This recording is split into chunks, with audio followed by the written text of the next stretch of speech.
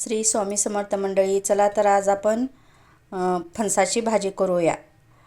मी काय केलेलं आहे, हे फणस आहेत, हे फणसाचे गर आहेत, हे थोडंसं पाणी घालून उकडून घेतलेले आहेत आधी। आता आपण याला थोडंसं तेलामध्ये तळून घेऊया।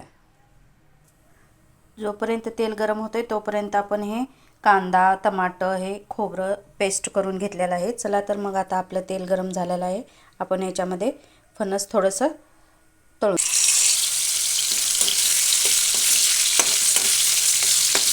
असा खरपूस थोडासा लालसर रंग यायला पाहिजे। असं छान गुलाबी गुलाबी कलर आलेला आहे।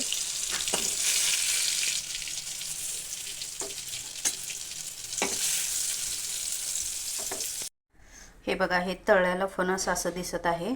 चला तर मग आता आपण याला फोडणी टाकून घेऊया। मी कढईवर गॅसवरती ठेवून कढई गरम करून त्याच्यामध्ये तेल टाकलेलं आहे। तेल पण आता गरम झालेलं आहे। आता आपण जिरी मोहरीची फोडणी देऊ।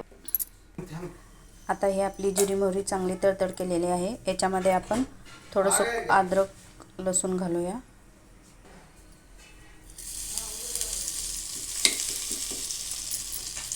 याच्यामध्ये ही केलेली पेस्ट टाकूया।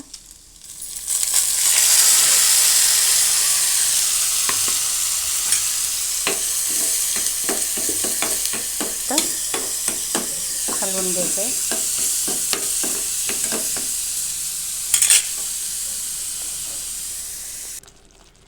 हे बघा, याला असं तेल सुटलेलं आहे कढईने। जोपर्यंत हे कढईला तेल सोडत नाही तोपर्यंत चांगलं आपण मिक्स करून घ्यायचं आहे। आता याच्यामध्ये आपण मसाले टाकूया। 1 चमचा लाल तिखट, थोडासा काळा मसाला, धनेची पूड, धने जिरे बारीक केलेले, थोडासा किचन किंग मसाला टाकूया,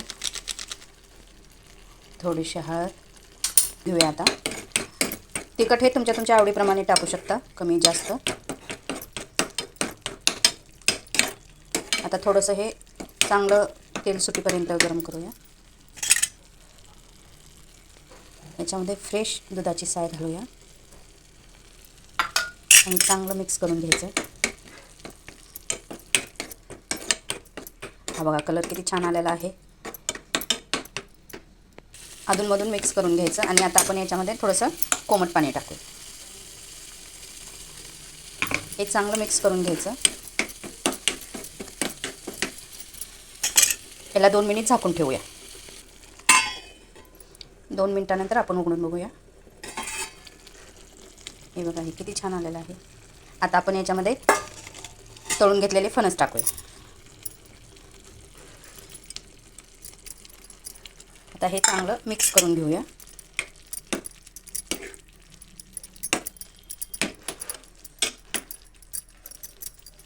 याच्यामध्ये आपण हे फणस उकडून घेताना काढलेलं पाणी आहे ते थोडं टाकू आणि थोडीशी रसा करूया।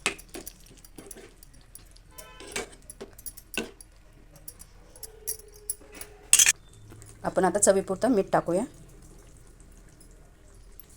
ही बघा, आपली भाजी किती छान झालेली आहे।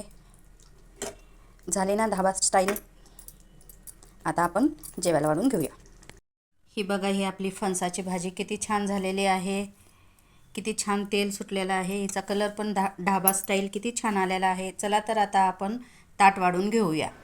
ढाबा स्टाईल ही फणसाची भाजी कशी झाली आहे ते तुम्ही पण करून खा आणि मला कमेंटमध्ये सांगा।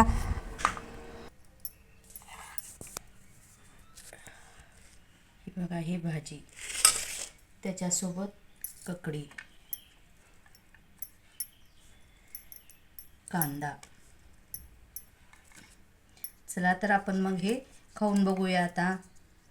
खूपच छान झालेली आहे, खतरनाक, खूप छान झाली आहे।